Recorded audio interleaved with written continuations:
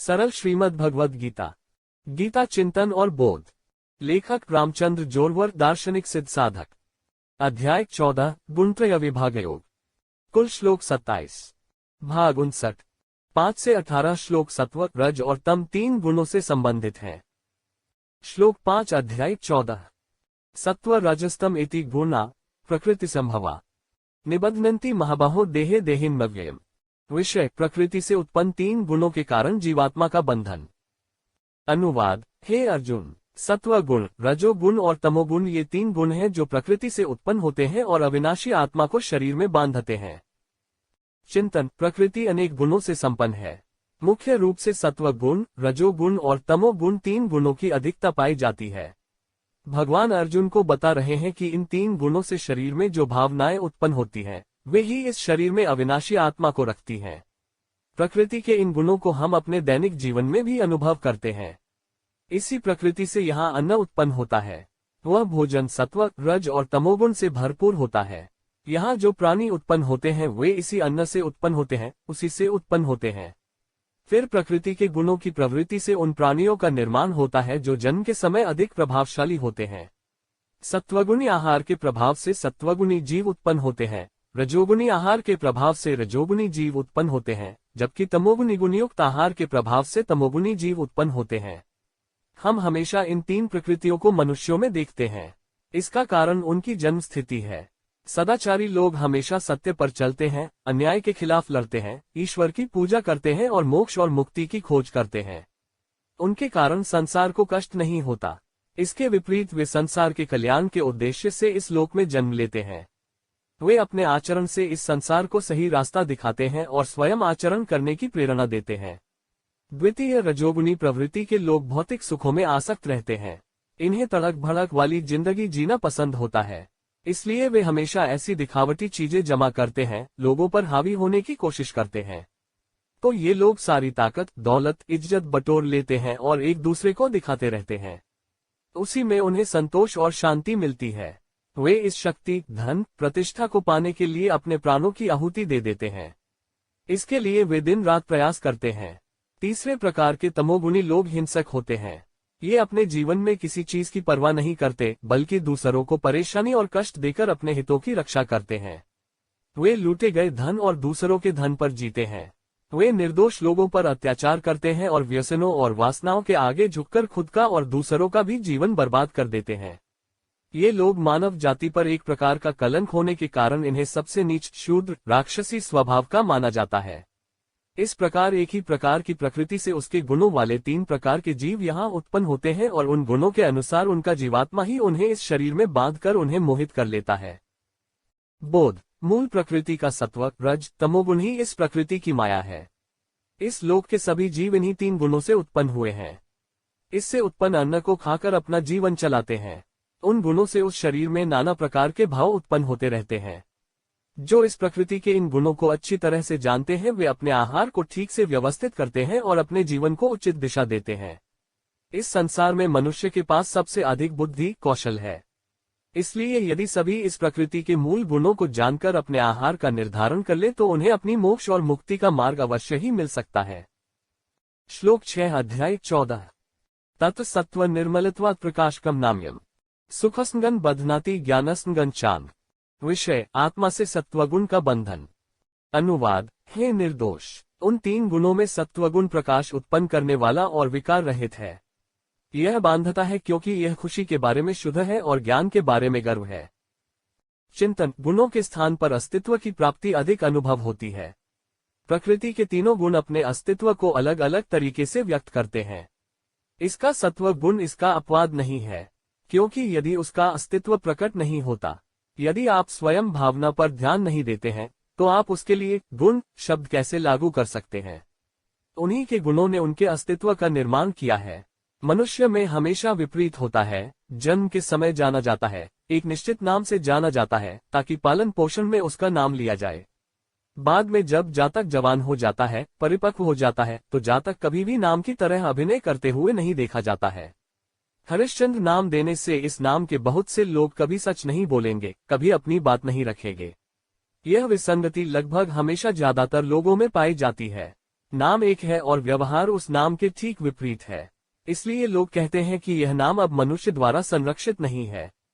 अपने नाम का इतिहास नहीं जानते, इससे कोई फर्क नहीं पड़ता। उन्हें इस बात की कोई परवाह नहीं है कि उनके पूर्वजों ने उन्हें किन अपेक्षाओं से रखा था। दूसरी चीजों में ऐसा कभी नहीं होता। अन्य नाम उन तत्वों के गुणों से प्राप्त होते हैं। सात्विक गुणों में हमेशा सात्विक गुण मिलेंगे। उनमें तमोगुण, रजोगुण के लक्षण नहीं होंगे। सात्विकता विकार रहित, अनासक्त है, इसलिए उन्हें प्रकाश और ज्ञान का प्रतीक माना जाता है।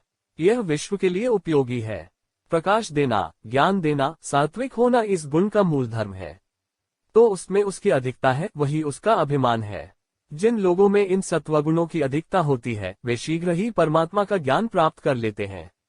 लेकिन अंदर ही अंदर उन्हें इस पर गर्व भी है, इसलिए वे दुनिया से जल्दी ही अलग हो जाते हैं। यह उनके साथ ज्यादा घुलता मिलता नहीं है।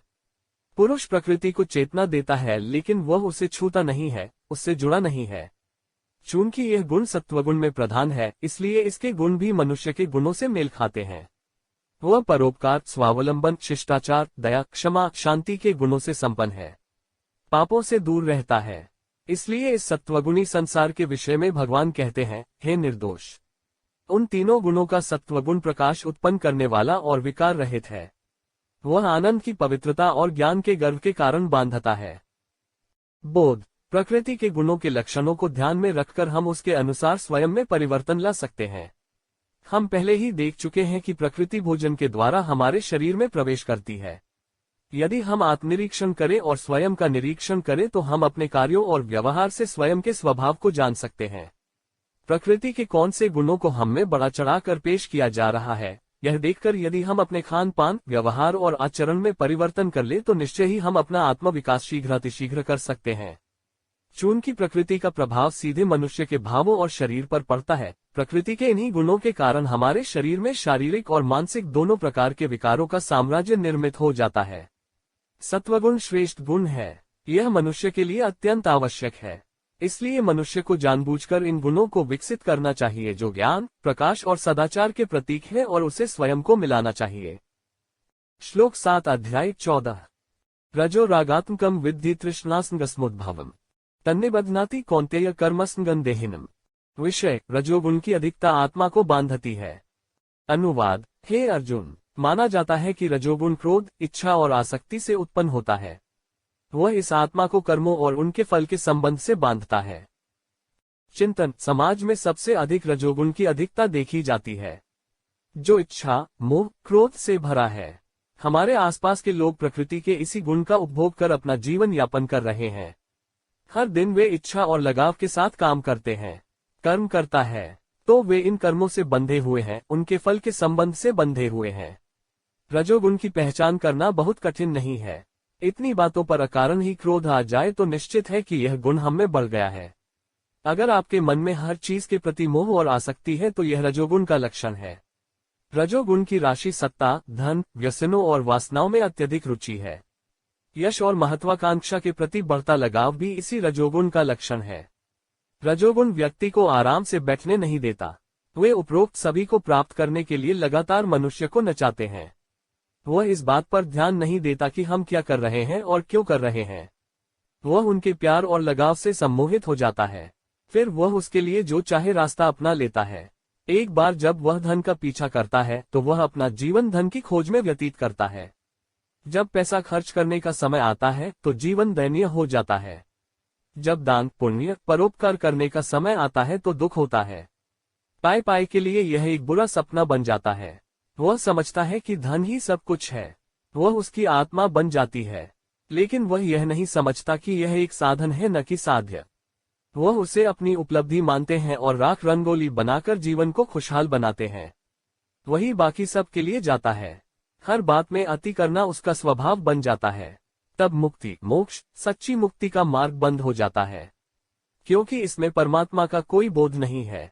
उसका मन इस बात से सहमत नहीं होता कि ईश्वर प्राप्ति ही जीवन का परम लक्ष्य है। सिर्फ खाना पीना, मौज मस्ती करना, दौलत बटोरना, सुर्खियों में रहना उसका शरीर बन जाता है। यदि कोई उसकी इच्छाओं और अपेक्षाओं का थोड़ा भी विरोध करता है तो उसका क्रोध तुरंत बढ़ जाता है। उनका शाही स्वभाव है कि दुनिया अनुशासित हो, वे हमारी बात माने। तो उनकी यह प्रवृत्ति रजस है। राजा शब्द की उत्पत्ति गुण राजस से हुई है। निरंतर लड़ने की भावना रखने वाले व्यक्ति में वह गुण होता है। इसीलिए उन्हें युद्धस्थल पर सैनिक और योद्धा के रूप में नियुक्त किया जाता है। कर्तव्य अहंकार की प्रबल भावना होने के कारण वह सेनापति, परिवार के मुखिया की भूमिका पसंद करता है। फिर ये लगातार सांसारिक चीजों से जूझ रहे हैं। खुशियों के नाम पर अपनों की खुशियां ही खो जाती हैं। वे स्वयं को अनेक बंधनों में फंसा लेते हैं। बोध प्रकृति रूपी गुण बनना ही प्रकृति का नियम है। इस संसार में अधिकांश मनुष्य काम वासना के बंधनों से बंधे हुए हैं, क्योंकि राजस आहार की प्रधानता उन पर कार्य करती है। ज्यादातर लोग रोजाना एक ही तरह का आहार लेते हैं, इसलिए उनके विचार, उनकी प्रवृत्ति ऐसी हो जाती है। वे सभी भौतिक सुखों से जुड़े हुए हैं, इसके लिए वे अपनी मर्जी का रास्ता चुनते हैं। उनकी दृष्टि आमतौर पर उनकी अपनी खुशी से परे नहीं होती है, इसलिए वे केवल अपने फायदे के लिए, अपने स्वार्थ के लिए दूसरे लोगों का उपयोग करेंगे। ऐश्वर्य में रहना, मौज मस्ती करना, यश और शक्ति की चाहत इनमें प्रमुख रूप से पाई जाती है।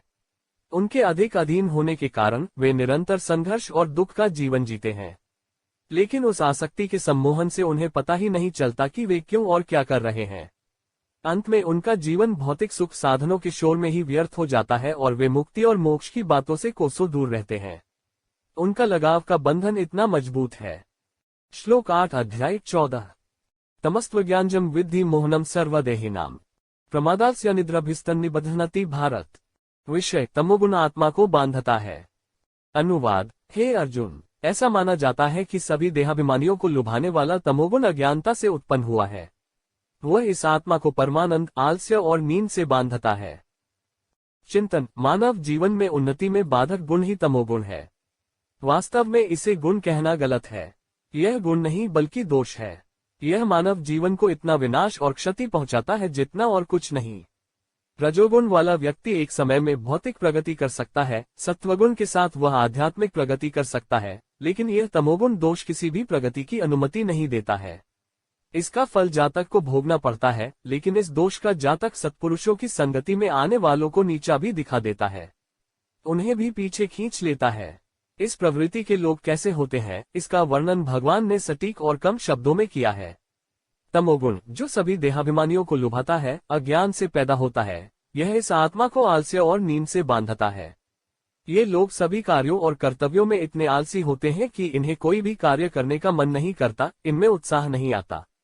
इनका जीवन बहुत धीमी गति से चल रहा है। इनके नेता कुंभकर्ण का उदाहरण रामायण में मिलता है। रावण का भाई कुंभकर्ण 6 महीने तक बहुत अधिक अन्न खाकर सोता था। निद्रा, आलस्य आसुरी प्रवृत्ति, आलसी प्रवृत्ति है। इसलिए वे कुंभकर्ण जैसे राक्षसों का श्रृंगार करते हैं। उनके पास खाने और सोने के अलावा और कोई काम नहीं है। काम और इनकी संख्या 36 है। यह दूसरों के लिए बोझ बन जाता है। वे मंदबुद्धि हैं। जिंदगी क्या है, वे इससे परिचित नहीं है, इसलिए वे स्वयं जीवन का आनंद नहीं लेते और दूसरों को इसका आनंद नहीं लेने देते। वे बहुत ठंडा जीवन जीते हैं। पंच तत्वों में पृथ्वी तत्व की प्रधानता है। पंचमहाभूतों में पृथ्वी भारी है, अतः यह जड़त्व के बीच आ जाती है। इसलिए वे अधिकता से भरे हुए हैं। प्रमाद का अर्थ है इंद्रियों और मन की अर्थहीन गतिविधियां। तन और मन के मामले में इनमें इतनी जड़ता होती है कि ये अपने शरीर की ठीक से देखभाल नहीं कर पाते हैं। मन पर जरूर भारी है, क्योंकि उस तमोगुणी स्वभाव का प्रभाव उसके मन पर भी पड़ता है। उत्साह जैसी कोई चीज नहीं होती। सुस्ती का तन मन शिगोशिक से भर जाता है। यही कारण है कि वे इतने आलसी, निद्रालु, पीड़ित हैं। बासी खाना इन्हें बहुत पसंद होता है। अम्लीय, बासी भोजन इन्हें मीठा लगता है। उस भोजन को खाने से उनका यह तमोगुण आग में घी डालने की तरह भड़क उठता है और वे नहीं जानते कि वे क्यों और किस लिए पैदा हुए हैं। वे केवल पृथ्वी के लिए बोझ हैं और खाना चाहते हैं। बोध मनुष्य का सबसे ज्यादा नुकसान तमोगुण का दोष करता है, जो कुछ लोगों में देखा जाता है। इसलिए वे अपने जीवन में कोई प्रगति नहीं कर पाते हैं। भौतिक प्रगति के लिए रजोगुण आवश्यक है और आध्यात्मिक प्रगति के लिए सत्वगुण आवश्यक है। तमोगुण आलस्य से भरा होने के कारण व्यक्ति को किसी भी कार्य में रुचि नहीं लेने देता।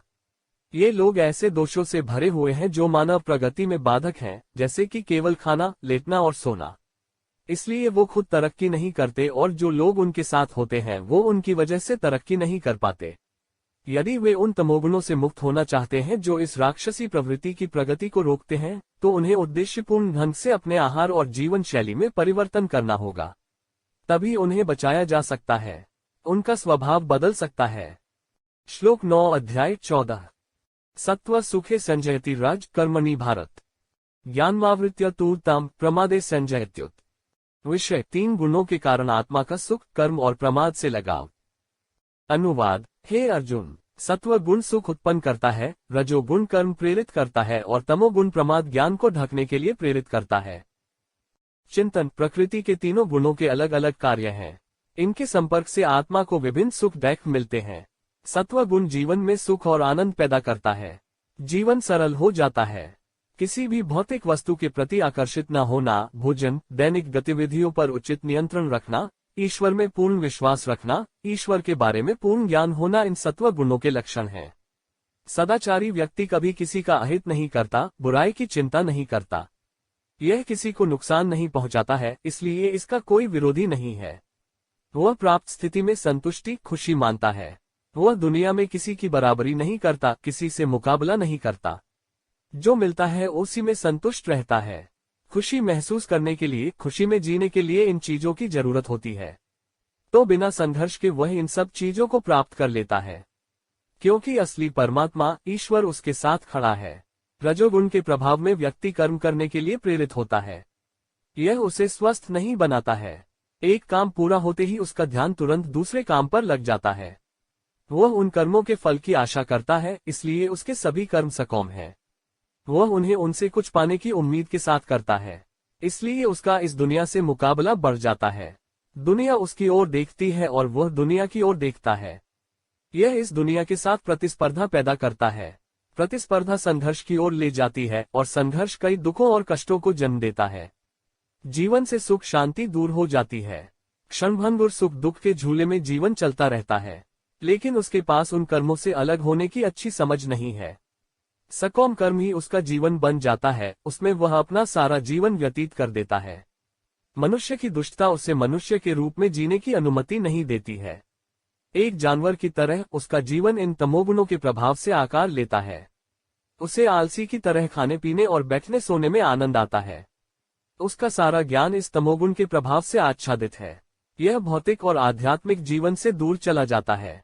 एक राक्षसी दयनीय जीवन जारी है। हमेशा भ्रम में खोया रहता है। भावनाओं से उसका नाता टूट गया है। यह तमोगुणी विकार व्यक्ति के जन्म लेने के बाद भी जीवन को सार्थक नहीं होने देता। मनुष्य के रूप में जीने का आनंद, खुशी की अनुमति नहीं देता है। बोध। मनुष्य के जन्म के रूप में इस जीवन में सुख प्राप्त करने में सक्षम होना बहुत महत्वपूर्ण है। लोगों के सुख के विचार भौतिक सुखों से बंधे हैं, लेकिन सच्चा शाश्वत सुख आध्यात्मिक प्रगति में निहित है। चाहे कितनी ही भौतिक प्रगति क्यों न कर ली जाए, वह संघर्ष, पीड़ा और कष्ट पैदा करती ही रहती है। इसलिए मनुष्य को यथाशीघ्र आध्यात्मिक उन्नति का मार्ग अपनाना चाहिए और अपने मनुष्य जन्म को सार्थक करना चाहिए। रजोगुण और तमोगुण बनाने वाली चीजों को जाने और उनसे दूर रहें, तभी हम अपना मानव जीवन सुख और संतोष के साथ जी सकेंगे। श्लोक 10 अध्याय 14 रजस्तमश्चाभिभूय सत्व भवति भारत रज सत्व तमश्चैव सत्व रजस तथा। विषय 1 गुण 2 गुणों को कम करने से बढ़ता है। अनुवाद। और हे अर्जुन, रजोगुण और तमोगुण को दबाने से सत्वगुण बढ़ता है। सत्वगुण और तमोगुण को दबाने से रजोगुण बढ़ता है। साथ ही सत्वगुण और रजोगुण को दबाने से भी तमोगुण बढ़ता है। चिंतन। जन्म के समय हम किन गुणों के साथ जन्म लेंगे यह हमारे हाथ में नहीं है। यह पूरी तरह से माता पिता के हाथ में है। उनके बच्चों का जन्म इस बात पर निर्भर करता है कि उन्हें जन्म देने से पहले उन्होंने किस तरह का भोजन किया और किस तरह का जीवन व्यतीत किया। वे जिस प्रकार के गुणों को खाकर आचरण करेंगे, उसी प्रकार के गुणों की संतान उत्पन्न होगी। इसीलिए हिंदू संस्कृति में गर्भ संस्कार को भी काफी महत्व दिया जाता है। हिंदुओं को बहुत पहले से पता था कि जैसे एक बीज बोया जाता है, वैसे ही एक पेड़ का जन्म होगा। इसलिए उन्होंने जीवन का बहुत बारीकी से अध्ययन किया और पूरे जीवन को सुगम और सुखमय बनाने के लिए 16 संस्कारों की रचना की। जन्म से पूर्व ही उस बालक के गुण, संपूर्ण जीवन की योजना इन 16 संस्कारों के द्वारा तैयार की जाती है। हिंदू संस्कृति ने मानव जन्म को इतना महत्व दिया है, लेकिन बाद में जब विदेशी व्यापारिक प्रवृत्ति ने इस संस्कृति पर आक्रमण किया तो हमने अपनी ही संस्कृति पर मुक्का मारते हुए व्यापारिक वृत्ति की विदेश नीति अपना ली और समूचे सुखी संतुष्ट जीवन को ही मार डाला। बच्चों के जन्म, उनके जन्मदिन और विवाहों को भी विदेशी व्यापारिक प्रवृत्तियों द्वारा चिन्हित किया गया था, और इसी तरह इन 16 संस्कारों से जो कुछ बचा था उसका विपणन किया गया था। आने वाले बच्चे का बिना किसी हिचकिचाहट के स्वागत किया गया। किसी देश की सीमा पार करते समय लोग कई जांच पड़ताल से गुजरते हैं, पासपोर्ट, वीजा तैयार करते हैं। वे वहां कितने समय तक रहना चाहते हैं इस पर प्रतिबंध लगाते हैं। लेकिन यहाँ जिन आत्माओं को भगवान बिना किसी शर्त के भेजते हैं, उनका स्वागत निराशा और उदासीनता से किया जाता है, जैसे कि कुछ हुआ ही न हो। विदेशी आक्रमणों और हमारे बदले हुए आहार संस्कृति के कारण हमारे व्यवहार में भी नाटकीय परिवर्तन आया। लेकिन जन्म लेना हमारे हाथ में न होते हुए भी ईश्वर ने हमें अपनी युवावस्था में स्वतंत्र बुद्धि से अपने को बचाने के लिए यहाँ भेजा है। अब यहाँ की वास्तविक मातृ पितृ संस्कृति, गुरुकुल व्यवस्था पूरी तरह से टूट चुकी है। फिर भी जब हम समझदार और परिपक्व हो जाते हैं, तब भी हमें जानबूझकर उस उच्च संस्कृति को अपनाना चाहिए जो स्वयं बनकर हमारे जीवन को सुखमय बनाए। दुर्भाग्य से भले ही विरासत का अधिकार हमें एक नकारात्मक, संघर्षपूर्ण जीवन देता है, हमें बिना डरे, बिना विचलित हुए खुद पर अच्छी संस्कृति का निर्माण करना चाहिए, और हमें इसे अपने भविष्य के बच्चों के लिए जिम्मेदारी की भावना के साथ उद्देश्यपूर्ण ढंग से करना चाहिए। केवल उन्हें व्यापारिक दृष्टिकोण से धन देना पर्याप्त नहीं होगा। हमें सचेत रूप से अपने और अपने उत्तराधिकारियों में एक ऐसी संस्कृति विकसित करनी चाहिए जो भौतिक संपदा के बजाय वास्तव में आध्यात्मिक जीवन को समझती और उसका अभ्यास करती हो। तभी हम और हमारे बच्चे सही मायनों में अमीर बन पाएंगे। भगवान ने इस मातृभूमि में हमारे कल्याण के लिए श्री कृष्ण के रूप में अवतार लिया और गीता के माध्यम से अर्जुन के उदार हाथ पर उस महिमा और धन को प्रदान किया। इसलिए हम इस दुनिया में अमीर और गौरवशाली होने के वास्तविक अर्थों में उनके उत्तराधिकारी बन गए। अब भले ही कोई भी हम पर यह आध्यात्मिक अनुष्ठान नहीं कर सकता है, चाहे हम श्रीमद् भगवद गीता के प्रसाद के अमृत का सेवन करने पर भी हम अपने आप को सभी बुराइयों से मुक्त कर सकते हैं। उनके शास्त्रों का भी यहाँ भगवान ने उल्लेख किया है। क्या करता है, किस विकार से क्या विकार प्रभावित होते हैं, इसके बारे में भगवंत कहते हैं, रजोगुण और तमोगुण को दबाने से सत्वगुण बढ़ता है, सत्वगुण और तमोगुण को दबाने से रजोगुण बढ़ता है, साथ ही सत्वगुण और रजोगुण को दबाने से भी तमोगुण बढ़ता है। हम एक सुखी और आनंदमय जीवन जीना चाहते हैं, उसके लिए सत्वगुण नितांत आवश्यक है। इसलिए हमें आत्मनिरीक्षण करना चाहिए और यह पता लगाना चाहिए कि हमारे पास कौन से अवगुण अधिक हैं और उसके अनुसार अपने आहार और व्यवहार में सचेत परिवर्तन करें। अर्थात सत्व गुणों की प्रधानता को बढ़ाकर रजोगुण और तमोगुण के दोषों को हमारे शरीर और जीवन से हमेशा के लिए दूर कर देना चाहिए। बोध जीवन का विज्ञान बहुत गणितीय है। हम जितना अधिक करते हैं उसकी अधिकता हमारे जीवन में संचारित होती है, बढ़ती रहती है। रजोगुणी और तमोगुणी आहार और व्यवहार हमारे लिए दुखदायी और कष्टकारी हैं। वे हमें हमारे सुखों, खुशी से वंचित करते हैं और हमें हमारी पवित्रता से वंचित करते हैं। लेकिन हम अस्थायी सुखों के लिए उन्हें अपने साथ आश्रय देते हैं और वे अवसर पाकर हमें अस्थायी सुखों से लुभाते हैं और हमें लंबी पीड़ा देते हैं। इसलिए इन दोनों गुणों को, इनके अवगुणों को कभी भी पास नहीं आने देना चाहिए। सात्विक आहार, सात्विक आचरण, संतों की संगति से इन्हें सदैव दूर रखना चाहिए। यानी वे कभी भी आपके जीवन में दखलंदाजी नहीं कर पाएंगे। हम अपने मानव जन्म को नियंत्रित नहीं कर पाएंगे। श्लोक 11 अध्याय 14 सर्वद्वारेषु देहेस्मिन् प्रकाश उपजायते ज्ञान यदा तदा विद्याद्विवृद्धम सत्वमित्युत। विषय सत्वगुण में वृद्धि के लक्षण। अनुवाद जब इस शरीर में भी, हृदय में भी और इंद्रियों में भी चेतना और विवेक की शक्ति उत्पन्न हो जाए, तब समझना चाहिए कि सत्वगुण बढ़ गया है। चिंतन सत्वगुणों का दायरा बढ़ाना हमारा धर्म है, हमारा कर्तव्य है। इसी गुण के कारण हमारे जीवन में सुख शांति बनी रहेगी। उसके लिए सार्थक प्रयास भी किए जाने चाहिए। जब हम इस तरह के प्रयास करते हैं और सत्वगुण प्राप्त करते हैं, तो हमारे जीवन में कुछ परिवर्तन होते हैं। ये परिवर्तन कैसे आते हैं, इसके बारे में परमेश्वर ने अपने संकेत दिए हैं। जिस समय इस शरीर के साथ साथ हृदय और इंद्रियों में चेतना और बुद्धि का उदय हो, उस समय समझना चाहिए कि सत्व गुण बढ़ गया है।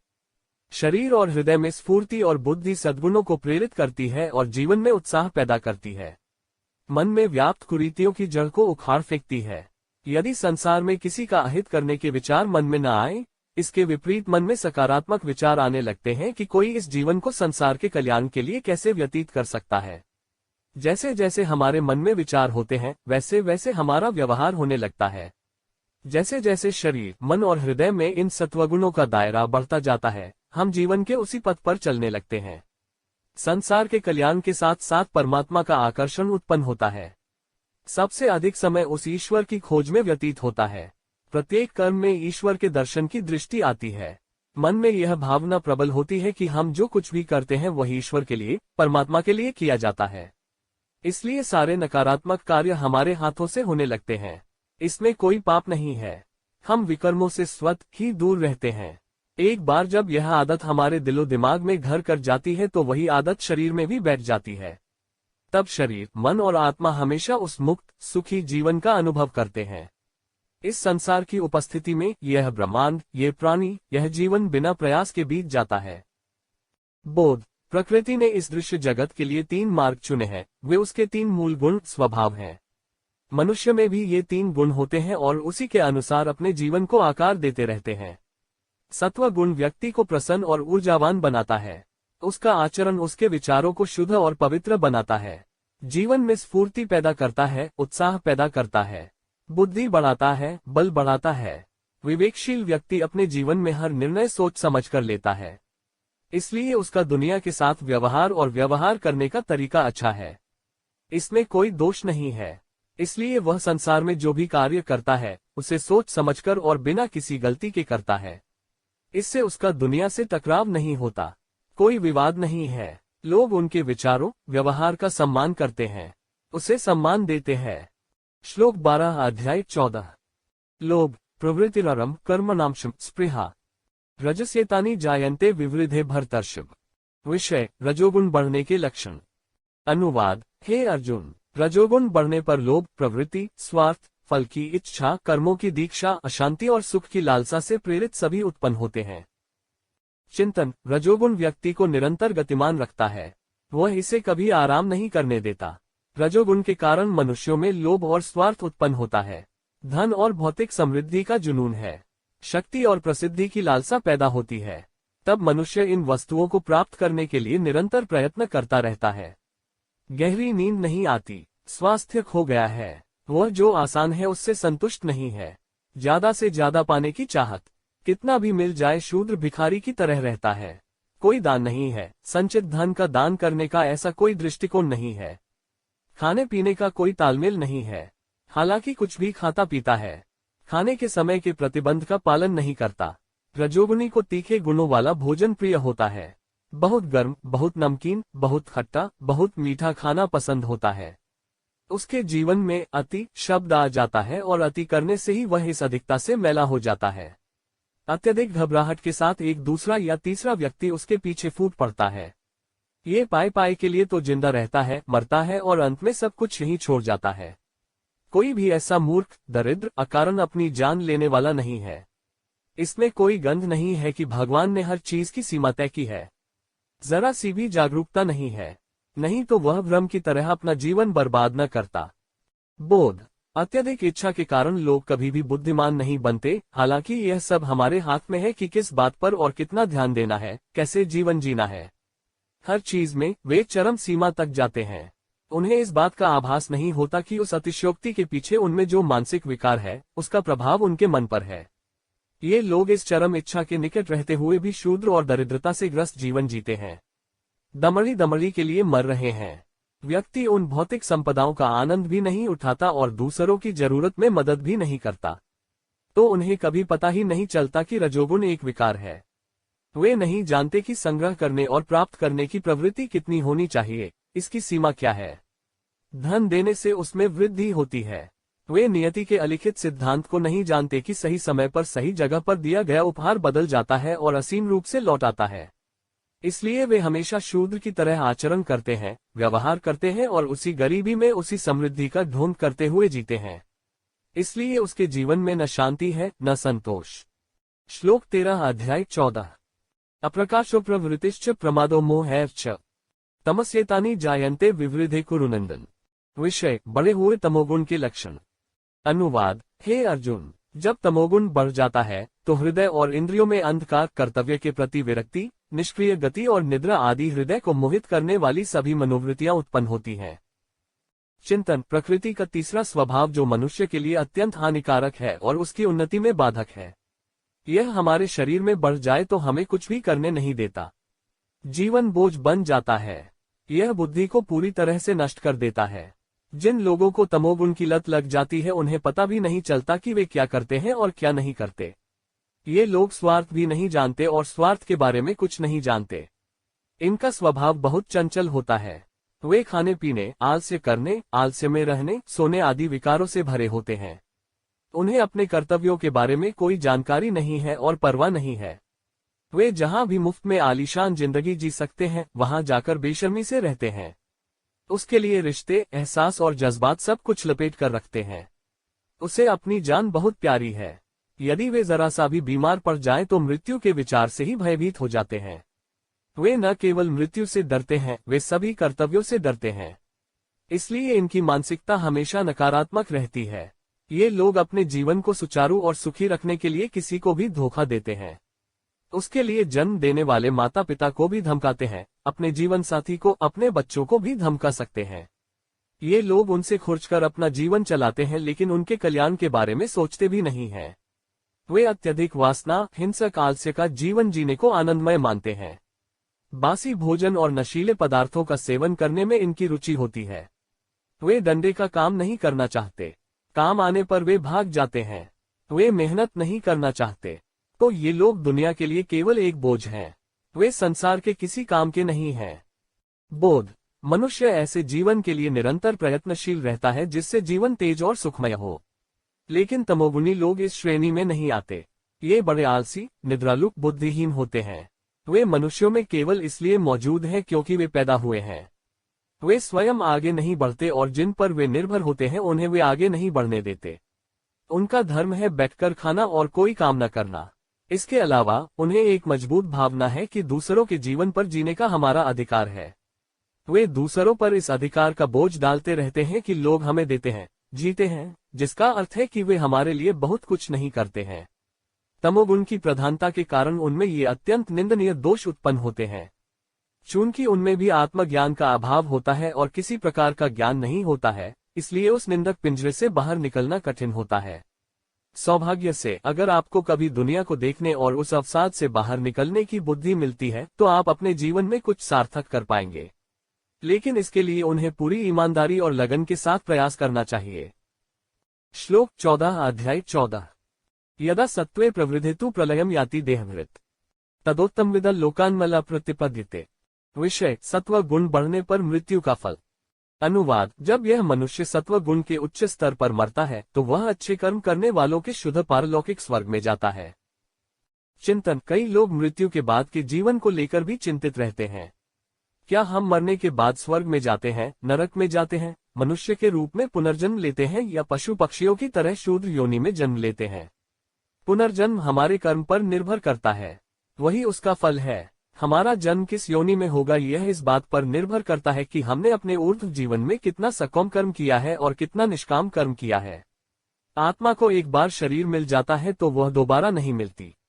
यह 5 तत्वों में विभक्त है। जिस शरीर से हम इतने जुड़े हुए थे, इतने प्रेम में थे, प्रकृति हमसे जबरदस्ती छीन लेती है। तब हमारी सनातन आत्मा इस प्रकृति से, इस शरीर से मुक्त हो जाती है। लेकिन उनका मन कुछ समय के लिए उनसे बंधा हुआ है, वह उस मन से जुड़ा हुआ है। उसका अगला जन्म इस बात पर निर्भर करता है कि वह मन कितना शुद्ध और सात्विक है। वह मन उस आत्मा को अगले जन्म के लिए प्रेरित करता है। उसी को हम इच्छा कहते हैं। यदि उस मन में कोई कामना शेष न रहे, यदि वह शुद्ध, निर्मल, अनासक्त हो, तो उसे पूर्व जन्म की कोई इच्छा नहीं रहती। इसके लिए उसे भगवान के दर्शन करने पड़ते हैं। एक ठोस एहसास होना चाहिए कि केवल एक सर्वोच्च व्यक्ति, ईश्वर है। यदि मन में यह संदेह करने का कोई कारण नहीं है कि सारा संसार एक ही ईश्वर द्वारा चलाया जाता है और हम उसी के अंश हैं, तो आत्मा उस परमात्मा से एक हो जाती है। यह वहीं चला जाता है जहां से यह आया था। जन्म से पहले वह परमात्मा में निवास कर रहा था, फिर उसने मनुष्य के रूप में जन्म लिया, फिर वह परमात्मा बनना चाहता था। जिस प्रकार समुद्र के जल से नदी बनती है, पर समुद्र में मिल जाने के बाद वह नदी नहीं रहती, पुनः समुद्र हो जाती है। एक बार जब मनुष्य में सत्वगुण की खोज हो जाती है, तो वह इस मूल परमात्मा की खोज शुरू कर देता है। वह उसके करीब आने लगता है। वह अपने जीवन में सभी व्यर्थ कर्मों को स्वीकार करके जाने अनजाने में की गई गलतियों और पापों को सुधारने लगता है। यह पापों को धोता है, उन गलतियों को सुधारता है। तब उसका परमात्मा तक का मार्ग स्पष्ट होने लगता है, जीवन पवित्र होने लगता है। वह जो भी कार्य करता है वह विशुद्ध रूप से निष्काम कर्म है, परमात्मा द्वारा समझे गए कार्य। तब उसका मन यहाँ की किसी भी क्षुद्र भौतिक वस्तु में आसक्त नहीं होता। वह आत्मा बहुत पवित्र बनती है। देह का आकर्षण और उससे बंधे हुए संबंध खो जाते हैं। इतनी बड़ी दिव्यता को पाने का आनंद मृत्यु में भी उनके चेहरे पर चमकता है। परमेश्वर ने स्वर्गीय लोगों की तुलना इसी से की है। बोध, हमारा जीवन कैसा है, हम यहाँ कैसे रहते हैं, इसे समझे बिना हम अपनी मुक्ति और मोक्ष का मार्ग तय नहीं कर सकते। जब हम सत्वगुणों की पूरी श्रृंखला को अपनाते हैं तो हमारे व्यवहार और हमारे प्रदर्शन में एक नाटकीय परिवर्तन होता है। तब सारा संसार विष्णुमय के रूप में दिखाई देता है। यह भगवान का रूप प्रतीत होता है। तब मन में सदा के लिए सुख शांति का संसार बनाऊंगा की भावना प्रबल हो जाती है और तब हमारे हाथ से प्रत्येक कार्य उस परमात्मा को समझकर होने लगता है। इस संसार में किसी भी सुख सुविधा का मोह नहीं है, किसी से कोई अपेक्षा नहीं है। देह, संबंध और अन्य सभी वस्तुओं की वासना दूर हो जाती है। वह आदमी क्रोध और लोभ से परे हो जाता है। वह केवल इतना चाहता है कि इस भौतिक संसार, इस प्रकृति से हमेशा के लिए छुटकारा पा ले और उस एक परम आत्मा में विलीन हो जाए। इसलिए मृत्यु के बाद वह परमात्मा के सागर में विलीन हो जाता है। हमेशा के लिए प्रकृति के कहर से मुक्त होकर स्वतंत्र हो जाता है। श्लोक 15 अध्याय 14। रजसी प्रलयम गत्वा कर्मस्निषु जायते तथा प्रलीनस्तमसी मुयोनिषु जायते। विषय, रजोगुण और तमोगुण में मरने का फल। अनुवाद, रजोगुण उन्नत होने पर यदि कोई मरता है तो वह कर्म में आसक्त व्यक्ति के यहाँ जन्म लेता है। साथ ही तमोगुण की वृद्धि होने पर मृत व्यक्ति कृमि, पशु आदि मूर्ख जाति में जन्म लेता है। चिंतन, हमने पिछले श्लोक में सत्वगुणों के महत्व को देखा है। प्रकृति के 3 गुण हैं। शेष 2 गुण जो मनुष्य को कष्ट देते हैं वे हैं रजोगुण और तमोगुण। यही कारण है कि मनुष्य सुखी और संतुष्ट नहीं रह पाता। ये सद्गुणों से अधिक अवगुण हैं, क्योंकि प्रकृति लोगों में इन गुणों का निर्माण करती है। ये गुण गुणों को कम करते हैं और अवगुणों को बढ़ाते हैं। धर्मी मनुष्य केवल कर्मों का पालन करता है। वह आसक्ति के साथ उन कर्मों को करता है, उनके फल की अपेक्षा करता है। यदि उसे उन कर्मों का फल नहीं मिलता है तो वह क्रोधित हो जाता है। उससे आसक्त होने के कारण उसे लगता है कि उसे इससे अवश्य ही लाभ होना चाहिए। जब वह भाव समाप्त हो जाता है, उस कर्म का फल प्राप्त नहीं होता है, तब उसे बड़ा क्रोध और रोष होता है। फिर वह उस क्रोध के कारण अनेक अपराध करने के लिए प्रेरित होता है। उसका तीव्र लगाव उसे स्थिर नहीं बैठने देता। उचित फल न मिलने पर वह अपराध करके भी उस अवसाद से मुक्त हो जाता था। इस मोहभाव से अनेक अपराधी जन्म लेते हैं। वे अपने हर काम कर्म का फल पाना चाहते हैं। ऐसा नहीं होता कि किसी कर्म का फल हमें नहीं मिले तो हम उसे भूल जाते हैं, फिर हम कुछ और करके उसकी भरपाई करेंगे। वे आसक्ति में इतने अंधे हो जाते हैं कि उनके मन में उदारता का विचार तक नहीं आता। इस लगाव से उनका उदारता से रिश्ता खत्म हो जाता है। इसके विपरीत शूद्र, दरिद्र बनकर ये अपराधी अत्याचार, भ्रष्टाचार आदि करने के लिए प्रेरित होते हैं।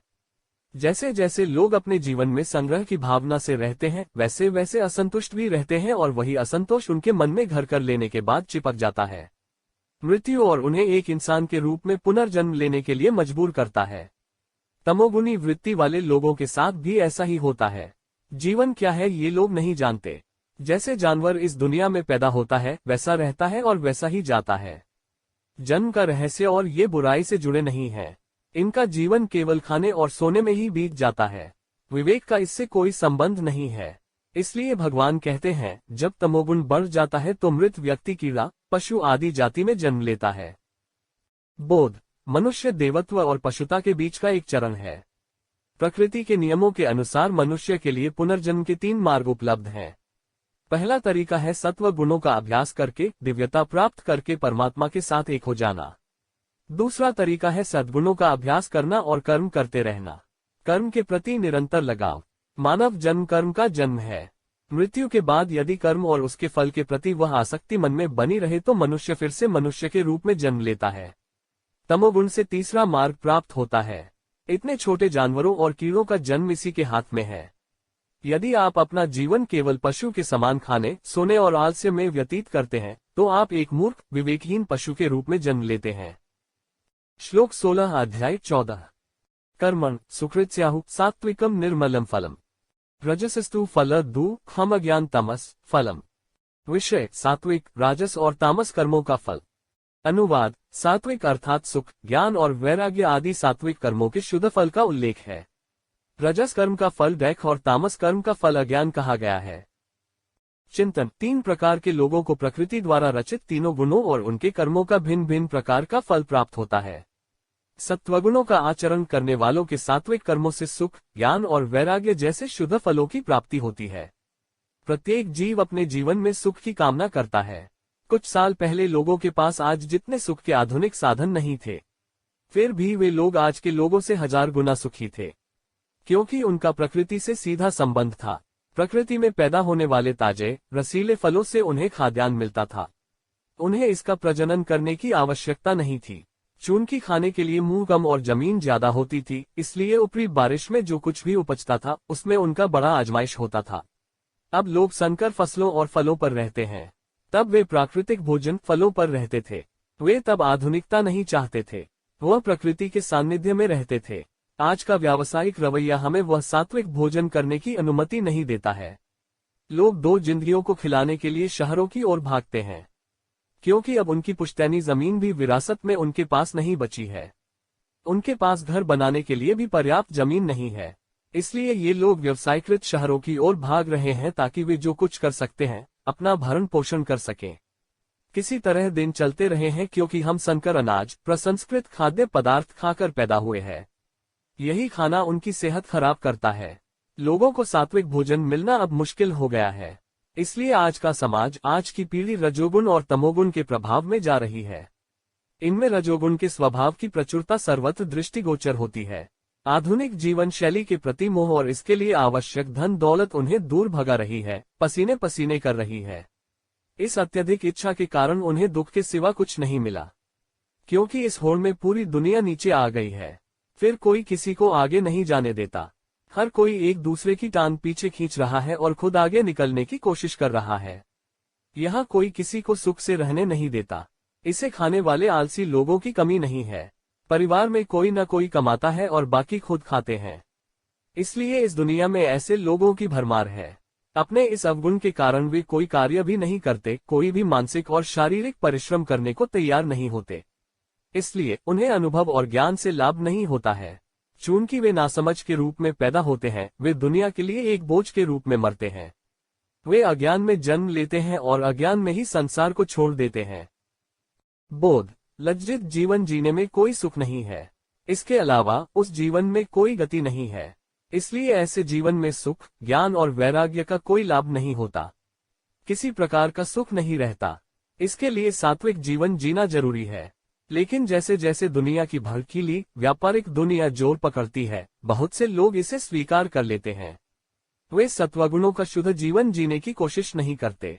जो लोग जीवन को करीब से जानते और अनुभव करते हैं, वे रजोगुण और तमोगुण के दुष्प्रभावों को देख सकते हैं। वही लोग इससे बाहर निकलना चाहते हैं, बाकी उसमें फंस जाते हैं। दुखी, अज्ञानी जीवन से संघर्ष करते हैं और किसी तरह अपनी यात्रा करते हैं। श्लोक 17 अध्याय 14। सत्त्वात्मजायते ज्ञान रजसो लोभैव च प्रमादमोह तमसो भावत ज्ञानमेव च। विषय, सत्वगुण से ज्ञान की उत्पत्ति, रजोगुण से लोभ और तमोगुण से मोह और अज्ञान से मोह। अनुवाद, सत्वगुण से ज्ञान उत्पन्न होता है। निस्संदेह रजोगुण से लोभ उत्पन्न होता है और तमोगुण से प्रमाद, मोह और अज्ञान भी आता है। चिंतन, इस दुनिया में चलते हुए हम कई तरह के लोगों के संपर्क में आते हैं। इसलिए यह जानना कि दूसरा व्यक्ति कैसा है, उस व्यक्ति के साथ व्यवहार करना आसान हो जाता है। हर व्यक्ति के गुणों को पहली नजर में पहचान पाना संभव नहीं है, लेकिन काफी हद तक कई लोगों को उनके व्यवहार, बोली, व्यवहार से पढ़ा जा सकता है। जब हम उस व्यक्ति के संपर्क में आते हैं तो हमें उस व्यक्ति के सही गुणों का पता चलता है। सत्व गुणों से संपन्न व्यक्ति को विनम्र, विचारशील और बुद्धिमान के रूप में देखा जाता है। उस व्यक्ति के चेहरे पर संतोष के भाव हैं। शुद्ध, प्रसन्न हंसी है। अभिनय और बोलने में कोई भ्रम नहीं है। हर वाक्य उस व्यक्ति द्वारा दृढ़ता और विश्वास के साथ बोला जाता है। इसका कारण उनकी निजी जानकारी में है। वह दुनिया को जानता और पढ़ता।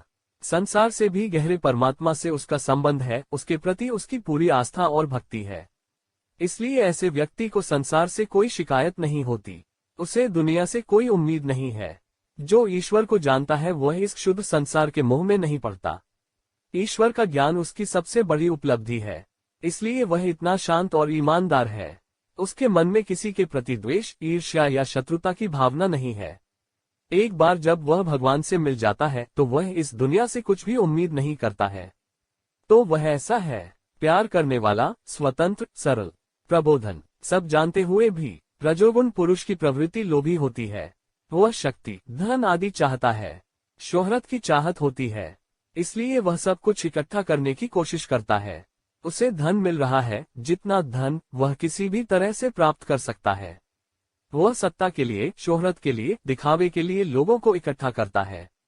वह उन्हें इकट्ठा करता है और उनमें प्रतिबिंबित होता रहता है, उसी में संतोष पाता है, इसलिए उसे लोभी कहा जाता है। तमोगुणी व्यक्ति दोनों से भिन्न होता है। उनका बहुत आलसी, पेटू रवैया है। वह खुद कुछ नहीं सीखता, वह ज्ञान, कौशल आदि सभी चीजों से ऊब चुका है। इसका काम खाने और सोने जितना ही है, इसलिए उसका और ज्ञान के बीच कोई संबंध नहीं है। वह नहीं जानता कि हम मनुष्य हैं या पशु, इसलिए उसका ईश्वर से कोई लेना देना नहीं है। प्रकृति का इतना बुरा प्रभाव तमोगुण के कारण है।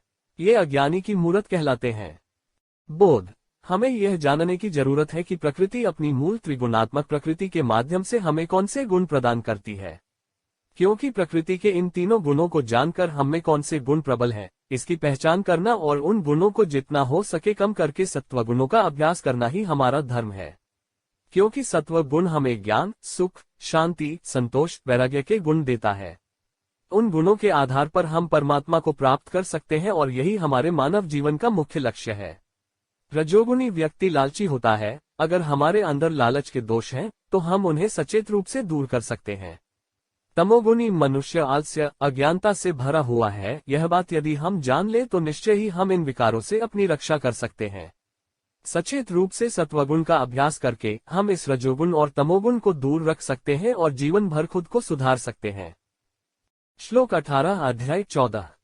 ऊर्ध्व गच्छन्ति सत्वस्था मध्ये तिष्ठन्ति राजसा, जघन्य गुणवृत्तिस्था अधो गच्छन्ति तामसा।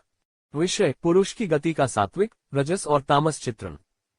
अनुवाद, सत्वगुण के पुरुष स्वर्गीय उच्च स्थानों पर जाते हैं। रजोगुण में पुरुष मध्यलोक में अर्थात मानव लोक में रहते हैं और तामसी पुरुष जो नींद, प्रमाद और आलस्य आदि में है, जो तमोगुण के कार्य हैं, अधोगति को जाते हैं अर्थात कीड़े, जानवर आदि निचली जातियों के साथ साथ नरक में भी जाते हैं। चिंतन। भगवान बार बार यहाँ उन तीन गतियों का उल्लेख कर रहे हैं जो मनुष्य को प्राप्त होती हैं। यह मानवता के प्रति उनके प्रेम के कारण है। इतनी गहराई में जाकर माता पिता भी अपने बच्चों को उनके उद्धार और उत्थान की शिक्षा नहीं देते। उन्हें यह भी नहीं पता कि खुद को और अपने बच्चों को कैसे बचाना है। वे केवल अपना पेट भरने और मौज मस्ती करना सिखाने के लिए सराय में हैं। वे अपने शरीर के सुख से अकारण ही अनेक संतानों को जन्म देती हैं। यदि संतान के जन्म का रहस्य ज्ञात न हो तो जो अपने बच्चों का मूल्य नहीं जानते उन्हें उस जाल में नहीं फंसना चाहिए। ईश्वर इस संसार की, इन आत्माओं की वास्तविक माता है कि भगवान ने पहले से ही सभी जीवित प्राणियों का पोषण प्रदान किया है, लेकिन इसका व्यावसायीकरण केवल मनुष्यों द्वारा किया गया है। भौतिक सुखों के मामले में मनुष्य जितना आगे बढ़ा, आध्यात्मिक दृष्टि से वह उतना ही नीचे चला गया। कोई भी अन्य जीवित वस्तु एक दूसरे को इस हद तक नुकसान नहीं पहुंचाती है जितना कि मनुष्य दूसरों को अधीन करते हैं, एक दूसरे को नीचा दिखाते हैं और एक दूसरे को चोट पहुंचाते हैं। प्रत्येक माता पिता का यह उत्तरदायित्व है कि जिस बच्चे को हम पहले जन्म दें वह आध्यात्मिक रूप से और फिर भौतिक रूप से सुखी हो। अर्थात हमारी ओर से यहाँ आने वाला यह जीवन उनके जीवन को समृद्ध बनाएगा और मैं आने वाली पीढ़ी को भी यही आदर्श दूंगा और उन्हें अच्छे आध्यात्मिक जीवन की विरासत भी दूंगा। भगवान श्री कृष्ण बार बार इन्हीं बातों का संकेत कर रहे हैं। बीज अच्छे होंगे तभी पेड़ भी अच्छे से बढ़ेंगे। शुरुआत हमेशा खुद से करें। प्रकृति अपना काम बखूबी कर रही है। जैसा आहार, जैसा आचार, जैसा व्यवहार, जैसा जीवन, वैसा जन्म देती है। ये जीव जन्म से पहले और जन्म के बाद भी स्वतंत्र, दिव्य हैं। लेकिन वासनाओं और प्रकृति की संगति से वे जीवन को धारण करते हैं। उसी के अनुसार प्रत्येक जीव सत्वगुण, रजोगुण या तमोगुण में जन्म लेता है। मनुष्य तर्कसंगत है, केंद्रित है, लेकिन वह एक तर्कवादी तभी है जब वह सत्वगुणों का अभ्यास करके उच्च जीवन, सर्वश्रेष्ठ सत्वगुण जीवन का अनुभव कर सकता है। इस जन्म में हमें यह तय करना है कि हमें अपने अस्तित्व को ऊंचा रखना है, मध्यम रखना है या नीचे गिरते रहना है। तो हम मृत्यु के बाद भी उस दिशा में आगे बढ़ सकते हैं। हमारी भविष्य की यात्रा इस बात से तय होती है कि हम जीवित रहते हुए दुनिया को कैसे जीते, सीखते और सिखाते हैं। उसी का वर्णन भगवान ने यहाँ बहुत संक्षेप में किया है। भगवान कहते हैं, जो लोग सत्वगुण में हैं, जो जीते हैं, जो इस तरह जीते हैं, वे स्वर्ग में उच्च लोगों के पास जाते हैं। लोभी पुरुष जो रजोगुण में होते हैं वे मध्यलोक में रहते हैं, अर्थात मनुष्य लोक में रहते हैं, अर्थात वे हल्का जीवन लेते हैं और मनुष्य के रूप में जन्म लेते हैं। और तामसी पुरुष जो नींद और आलस्य में रहते हैं, जो उनके कार्य हैं तमोगुण, अधोगति अर्थात कीट पतंगों, पशुओं आदि को नीची जातियों और नरकों में जाता है। बोध आध्यात्मिक और धार्मिक ग्रंथों की भाषा रहस्यमय, प्रतीकात्मक और अलंकारिक है। छोटे वाक्यों में बड़ी सामग्री बनाई जाती है। मृत्यु के बाद जीवन है। जन्म से पहले की तरह आत्मा न होती तो जन्म मरण का प्रश्न ही नहीं उठता। आत्मा जीवन धारण करती है। मृत्यु के बाद वह पुनः अपने मूल स्वरूप को प्राप्त करने का प्रयास करता है। लेकिन जब तक वह यहाँ इस धरती पर शरीर धारण किए हुए मनुष्य के रूप में रहता है, तब तक उस आत्मा अर्थात परमात्मा की यही इच्छा होती है कि वह मर्यादा और सुख से जिए। वह यह मनुष्य जन्म अपने को जानने के लिए लेता है, परंतु प्रकृति के गुणों और अवगुणों में उलझकर वह अपने अस्तित्व को ही भूल जाता है। भौतिक सुख सुविधाओं में ही उलझा रहता है। वह अपना वजूद भूल जाता है। इसलिए जब तक हम यहाँ रहते हैं, हम दुख और पीड़ा में जीते हैं। आप खुद को सुधारने के बजाय खुद को नीचा दिखाते हैं। मर्यादा त्याग कर दीन हो जाता है। प्रकृति उस आत्मा को नमन करती है। इसलिए जीवन के वास्तविक रहस्य को जानकर और इसके प्रलोभनों में न फंसकर मनुष्य जीवन की यात्रा को तत्स्थता से पूर्ण कर फिर से परमात्मा में विलीन हो जाना चाहिए। इसके लिए सदैव सत्व गुण के जीवन का अभ्यास करना चाहिए। अब तक 14वें अध्याय के श्लोक नाम 5 से 18 तक सत्व, रज, तम के विषय में बताया गया। श्री कृष्णार्पणमस्तु।